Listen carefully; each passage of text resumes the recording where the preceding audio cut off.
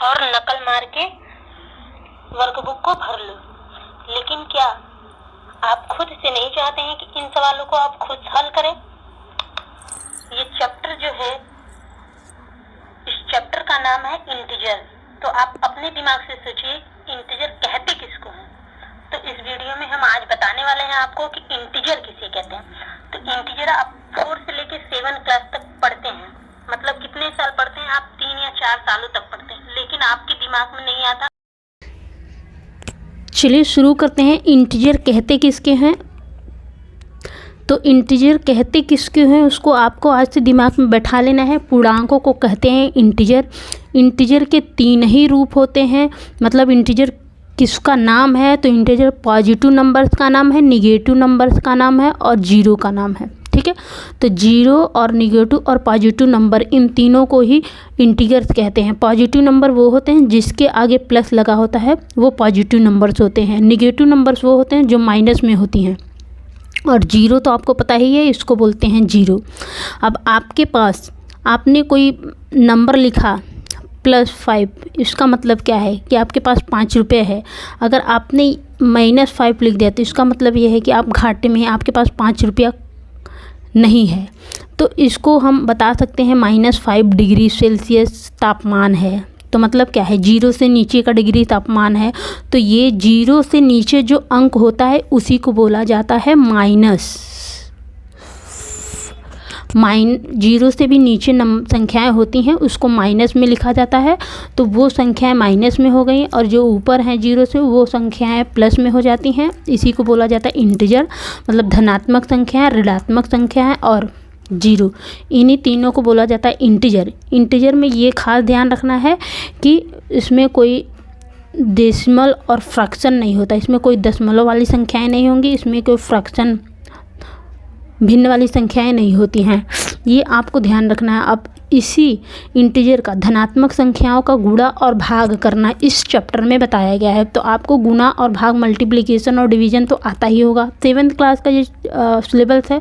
तो आपको बता दें उसका एक रूल है, वो एकदम सिंपल और सरल तरीका है। देखिए, जब हम कुछ गणित भाषा में पढ़ते लिखते हैं, ठीक है, जब गणित की भाषा में हम कोई चीज़ पढ़ते या लिखते हैं तो गणित की भाषा अलग होती है। हम जब लिखते हैं कि मतलब हमको 5 रुपये का फ़ायदा हुआ तो हम +5 लिख सकते हैं।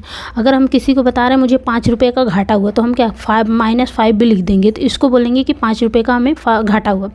इंटीजर मैंने बताया 3 चीज़ें होती हैं, पूर्णांक नंबर्स होती हैं और ऋणात्मक निगेटिव नंबर्स होती हैं और शून्य होती हैं। बस तीनों चीज़ों को ही इंटीजर कहा जाता है, पूर्णांक संख्याओं को, ऋणात्मक संख्याओं को और जीरो को।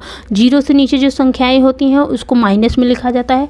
इंटीजर देखिए इन्हीं को बोला जाता है। बस इस एक लाइन को आप देख लीजिए, माइनस में है जीरो से नीचे जो बाईं तरफ और दाईं तरफ +1 +2 +0। ठीक है, तो जीरो के बाद +1 +2 +3 ऐसे आएंगी अनंत संख्याएं और जीरो से नीचे होती है -1 -2 -3 ऐसे करके अनंत संख्याएं। इंटीजर इसी को कहा जाता है। धनात्मक संख्या, ऋणात्मक संख्या और जीरो को ही इंटीजर कहा जाता है। इंटीजर का मतलब होता है पूर्णांक। पूर्णांक मतलब पूरा अंक। इसमें ना तो दशमलव होता है ना तो भिन्न होता है। अब इसके गुणा का रूल क्या है कि अगर आप कोई धनात्मक संख्या का गुणा धनात्मक संख्या में करते हैं, पॉजिटिव नंबर का गुणा पॉजिटिव नंबर में करते हैं तो उसका पॉजिटिव आंसर भी आएगा। मान लीजिए यहाँ पे हम 2 गुणे 2 करेंगे, पॉजिटिव में है तो यहाँ पे 2 आंसर आएगा। अगर -2 का गुणा -2 में करते हैं, ठीक है, -2 में करते तो इसका आंसर भी प्लस में ही आएगा 2। इसमें ये बताया गया है कि माइनस निगेटिव नंबर्स का गुणा अगर निगेटिव में करते हैं, इंटीजर का ये रूल है, ये आपको ध्यान रखना है कि अगर -2 और का मल्टीप्लाई -2 में आप करेंगे तो आंसर उसका 2 आएगा। मतलब निगेटिव का निगेटिव में करेंगे तो उसका आंसर 2 आएगा। जैसे कोई गलत व्यक्ति है, ठीक है, उसका गलत व्यक्ति से ही संबंध बैठेगा, ठीक है, तो वो कुछ अच्छा कर लेंगे, मतलब प्लस होगा, वो मेल भाव करेगा उसका तो वो प्लस रहेगा। लेकिन अगर यहाँ पे आप देख सकते हैं कि ये प्लस है, ठीक है, तो ये प्लस है मतलब धनात्मक जो संख्या है वो ऋणात्मक संख्या से अगर उसका मल्टीप्लाई करेंगे तो उसका आंसर हमेशा ऋणात्मक आएगा। अगर कोई निगेटिव नंबर है, मान लीजिए -2 है और उसका पॉजिटिव नंबर में मान लीजिए +2 का गुणा अगर करते हैं तो इसका आंसर आएगा -4। ठीक है, तो इस तरह से इसका आंसर है। ट्रिक है 1 लाइन में हम लेके आए हैं आपके लिए। तो साइन सेम पॉजिटिव आएगा, और साइन डिफरेंट रहेगा तो ही निगेटिव आएगा। चाहे वो माइनस हो चाहे वो प्लस हो, अगर साइन सेम है तो पॉजिटिव नंबर रहेगा, और साइन अगर डिफरेंट है तो निगेटिव नंबर रहेगा। इसको आपको ध्यान रखने के लिए ये ध्यान रखना है कि इंटीजर उसी को बोला जाता है जिसको हम गणित की भाषा में प्लस में टेम्परेचर दिखाते हैं, इतने degree Celsius, minus degree Celsius, मतलब इसको लिखना ही। अब इसको हम हिंदी में बोलेंगे प्लस 5 रुपये, या फिर हम बोलेंगे कि हमको 5 रुपया मेरा फ़ायदा हुआ। अब 5 रुपये फ़ायदा हुआ को गणित की भाषा में +5 दिखा सकते हैं। ये है हमारा पूर्णांक, इसी को बोलते हैं इंटीजर। तो अगर वीडियो समझ में आया होगा तो हमारे वीडियो को आप लाइक करिए। फिर हम मिलते हैं आपसे नेक्स्ट वीडियो में नेक्स्ट चैप्टर के साथ। तब तक के लिए टेक केयर, बाय बाय। कोशिश करेंगे आपको अच्छे से पढ़ाने की, एकदम सरल तरीके से। तो इसको आप देख के जाते हैं। सॉरी, एक सवाल और, कि अगर इसके सवाल को मैं बताई भी, इसमें भी आप देख लेते हैं इस क्वेश्चन को।